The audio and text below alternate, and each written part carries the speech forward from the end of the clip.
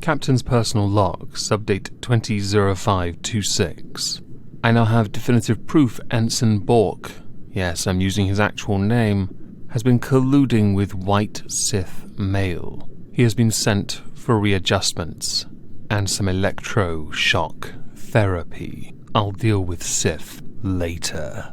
Welcome everyone to the 22nd Halls of Injustice. I've written 21st in my notebook, but I'm pretty sure it's 22nd. Before we start, there is going to be a stream on Twitch tonight at 8:30 PM GMT. If you're at all interested in a casual chit-chat while I play a fishing game, air quotes around that, do consider swinging by. It's kind of fun.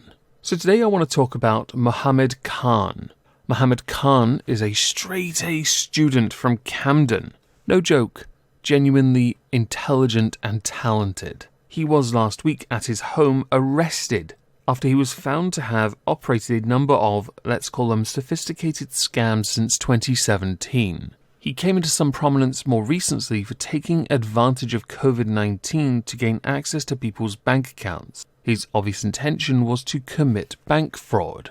Just to give it a little context as to how intelligent this kid is, he's 20 now and was doing this in 2017. He started young. He looks young. He looks like a pouty teenager that's just been woken up. Buy some beard balm and sort it out. His scheme centered around sending text messages to people after he had managed to obtain their data. Yes, that's quite the market, and he managed to get some. Those messages would be things like this: you are eligible for a tax refund, and then you would be sent to a website where you would enter your bank details. Understandably, especially if you are older, many fell for this. But according to his defense, he was living in abject poverty and wasn't using any money obtained to buy new trainers. Well, it's quite alright. He won't need to buy any for a while. He'll be wearing plimsolls and grey sweatpants and jumper for the foreseeable future.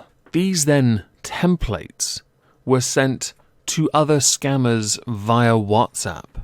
Nice to know the network is still strong and there's a community involved.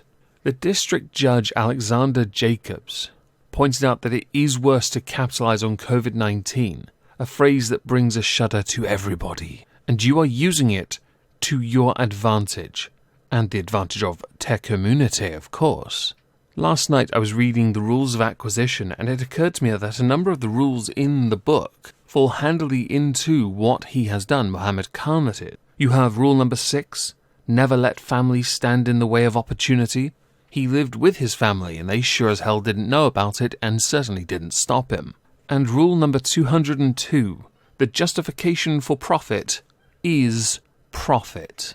This kid clearly has the lobes for business and would certainly make for a fantastic Ferengi. Although it's interesting to note, he was studying politics and international relations at the Queen Mary University, not economics and scamming. As earlier stated, Mohammed Khan's defense lawyer Kevin Malloy said he wasn't doing it to get himself expensive pair of trainers because his family lives in abject poverty. You live in Camden. I sincerely doubt you live in abject poverty. The prosecutor, Malachi Pakenham, said that last month the dedicated card payment unit of London Police commenced an investigation into fraudulent text received by victims purporting to be from the government sites promising tax refunds due to the COVID-19 outbreak. It's a phishing campaign to dupe customers to enter their personal details and passwords by sending a fraudulent website link. It gets them to enter their bank details on a fake website set up by the defendant. I wonder if he used Wix.com. I see that ads enough times on YouTube. The information is captured and transferred by email to the defendant. This allows the defendant to harvest personal information with a view to committing frauds against their accounts. The number sent out had a link which invited people to enter their details. The fraud has logos, insignia that are remarkably similar to UK government websites. So one would think that this was from Her Majesty's government. He had set up frauds from 2017. This demonstrates a high level of knowledge of computers, and he is obviously a clever person, and it shows a very clear premeditation to intentionally steal from people.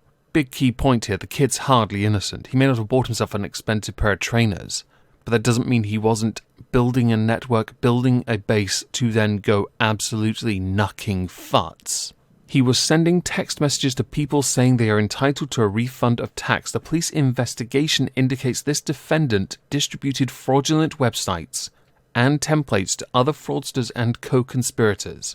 He is in control of the files, enabling him to receive the duped victim harvested details. It is a main role he is playing in this. There were messages showing he was passing bank details onto somebody via WhatsApp.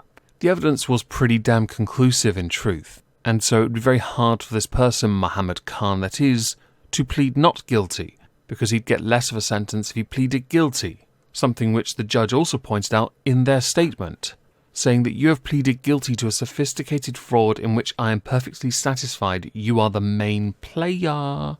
What you did was to prey on the vulnerability of the majority of people in society, who at this present moment are worried, petrified, fearful about their future, about their jobs, about their homes, making ends meet, getting back to work, or whether they still have a job. All done with no hint of irony for somebody living in, air quotes, abject poverty. Sometimes this is coupled with having to deal with serious illnesses of themselves or of their family, and very many having to deal with bereavement. Along you come, preying on those people, on anyone who might be gullible enough, and there are people sadly who would click on these scams, including the elderly and others who are vulnerable because of the circumstances we find ourselves in right now. The judge's statement continues on for quite some time, referencing the fact that the sentencing powers of the courts are not sufficient to deal with this, so he's going to be sent to Crown Court to be sentenced instead, something which I'm very excited about. Also referencing his intelligence, because he is a straight-A student. But this is premeditated. It then references as the mitigating factor he does live in a 2-bedroom flat, with him sharing a room with his brother, his mum and sister in another room, and his dad sleeping in the living room. I have a sneaky feeling that's going to crop up and rear its ugly head as a mitigating factor that might well get him a lesser sentence. But as the judge has proven the point, well, the prosecution proved the point, the judge was merely summarizing that he did do this, he orchestrated this, and he did it for years, to the point where it apparently didn't benefit his family in the slightest, which I find to be truly fascinating. One does have to wonder what's going to happen next, I guess. Now, Mohammed Khan admitted to 1 count of fraud by false representation and 1 count of possessing an article for use in fraud. He will be sentenced on the 12th of June, 3 days before the country opens up for business again. Big freaking woo. Detective Chief Inspector, or DCI, Gary Robinson, head of the DCPCU unit, said that through this investigation we acted swiftly to arrest and charge an individual involved in sending out fraudulent messages related to COVID-19. A large number of account details have also been recovered, helping to prevent customers from falling victim to fraud. The DCPCU will continue working with banks and mobile phone companies to clamp down on the criminal gangs callously seeking to exploit the COVID-19 crisis to defraud people. Criminals are experts at impersonating trusted organizations like the government or HMRC, and will try to play on people's concern about their finances at this difficult time. And then he references Take 5 to Stop Fraud campaign. So I guess now we should get to the important part. What is my sentence for Mohammed Khan? Well, I looked at the sentencing guidelines and realised they're rubbish. He'll probably only get a couple years, and he'll be out in less than 1. I find that to be insufficient. His intelligence and, of course, his poverty background will play in his favour regardless. I'm not okay with that. I'm a judge after all, and I don't care. I've written here, hard labour on Titan for 10 years, and any money he ever makes goes to those he took advantage of for the rest of his life. I will, for the sake of it, in the halls of injustice that is nearest to June the 12th, so probably just after, I don't know what day of the week June the 12th is, because I can't be bothered to look at the calendar, I will update you on his sentence, because I think it's only right, and then we'll just rib it if it is in fact incorrect. With this, I'd like to know what you think. Do you think the sentence I give is correct? What do you think of Mohammed Khan, his crime? Quite sophisticated. Please do let me know in the comments down below. If I don't see you on Twitch tonight for some fishing Barents Sea, I hope you'll have a fantastic, what day is it? Tuesday! And thank you all for listening.